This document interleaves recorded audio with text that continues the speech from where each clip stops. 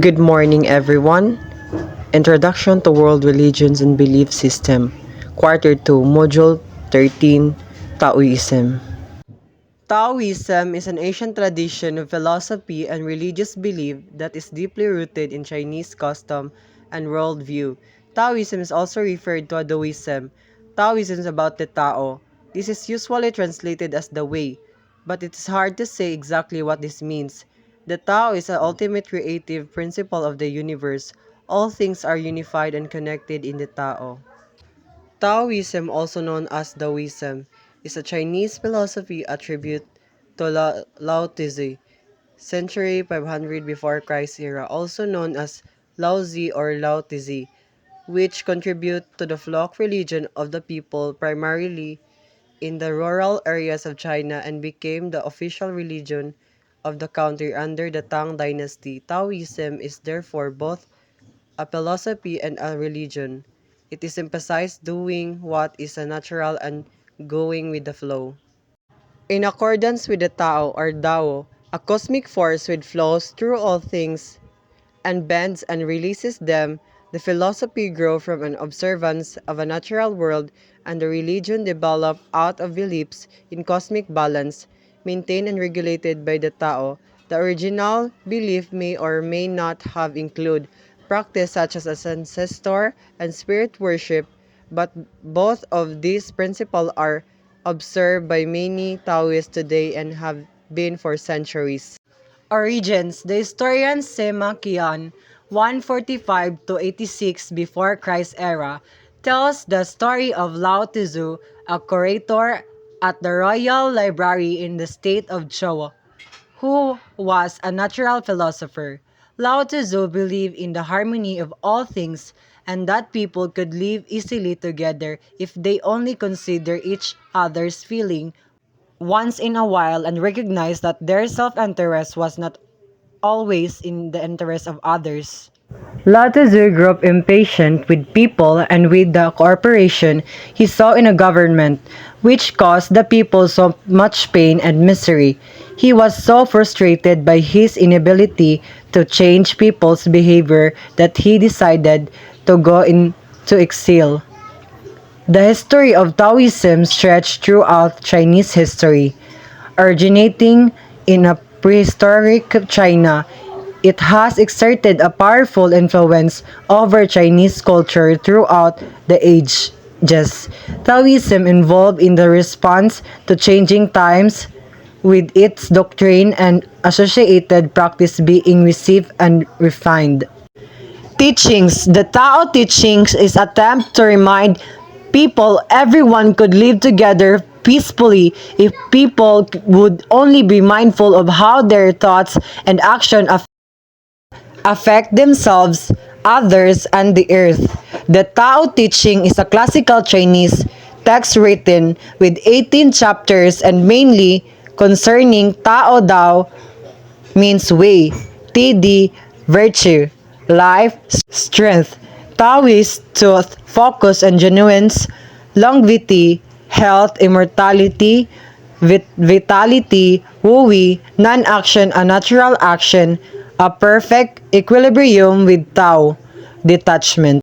The Tao teaching is a Chinese classical text and foundational work of Taoism, written around 400 BCE before Christ era and traditionally credited to the sage Lao Tzu. Through the text authorship, date of composition and date of compilation are debated. Yin Yang thought a good reason to believe that Lao Tzu was not the author of the Tao Te Ching is the core philosophy of Taoism grew up from the peasant class during the Shang dynasty, 1600 to 1046 before Christ era, long before the accepted dates for Lao Tzu. During the Shang era, the practice of divination became more popular through the reading of oracle bones which would tell one's future. Reading oracle bones lead to a written text called the I Ching, century to 1250 to 1150 before Christ era. The Book of Change, which is a book tell avail today, providing a reader with interpretation for certain hexagram which supposedly tells the future. Yin Yang thought began as an attempt to answer the question of the origin of the universe. According to Yin Yang thought, the universe came to be as a result of the interaction between the two primordial opposing force of yin and yang. Because things are experienced as changing as process coming into being and passing out of being, they must have both yang or being and yin or lack of being. The world of changing things that constitutes nature can exist only when there are both yang and yin. Without yang, nothing can come into existence. Without yin, nothing can pass out of existence. According to 207. Wu Yi, Wu Yi does not signify not acting at all, but rather not forcing things on their way. Wu Yi signifies that the action should be immediately in accordance with the Tao, hence, that necessary will be done without exaggeration, hyperbole, or over eagerness, as these are considered obstructive, though rather in an easy, facile, non-disturbing way, leading to overall harmony and balance. It is a state of inner tranquility which will show the right effortless action at the right time, i.e., the harmonious complexity of natural ecosystems. The Tao works well without man-made changes, Wu Yi, according to him. Longevity and Qi.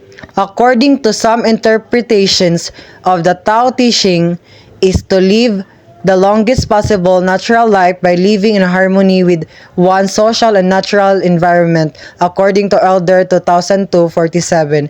In light of this, some Taoist practice aim to prolong and enhance the life force of Qi of the person. One of them is the internal alchemy. The Qi energy is believed to be the life breath of the universe. It is within and around each person. People are born with all the Qi they will need for their lifetimes. Often people will do exercise to help preserve their Qi, therefore extended their lifetimes. Beliefs and related issue in Taoism. Other Chinese texts relating to Taoism are the Chang Tzu, also known as the Zhuangzi, written by Zhuangzi, century 369 to 286 BCE before Christ era, and the Dao Song from the Tang Dynasty, 618 to 907 century, and Song Dynasty, 960 to 1234 century, which was compiled in the later Ming Dynasty, 1368 to 1644 century. All of these texts are based on the same kinds of observation of the natural world and the belief that human beings are innately good and only needed. Taoism and Confucianism. The philosophy of Taoism grew in a religion of the peasant classes of a Shang dynasty who lived closely with nature. Their observation of the natural world influenced their philosophy, and one of the things they incorporated was the concept of eternity. The tree which seems that die came back to life in the spring season, and the grass grow again. They concluded that when people died, they went somewhere else where they continued to live. They did not just disappear. Everyone's ancestor who had ever died still live on in another place and in the presence of the gods. Confucians believe in the same concept and revere their ancestor as part of their daily practices. Rituals. This belief in allowing life to unfold in accordance with the Tao does not extend to Taoist rituals. However, the rituals of Taoist practice are absolutely in accordance with the Taoist understanding but have been influenced by Buddhist and Confucian practices so that in the present day, they are sometimes quite elaborate every prayer and spell which makes up a Taoist rituals of festival must be spoken precisely and every step of the ritual observed perfectly. Afterlife, Taoist doesn't pay close attention to what happens after death. The afterlife, Taoists have an ambition through their whole life which is immortality. Taoism stresses health and longevity through diet and meditation. Death is nothing but return to Tao. Taoists were traditionally not concerned with death because they expected to live forever. And that's all for this topic. Thank you for watching and listening to my discussion about the topic Taoism. Hoping you have learned something about the topic. Advance Merry Christmas and Happy New Year. Keep safe everyone. Thank you.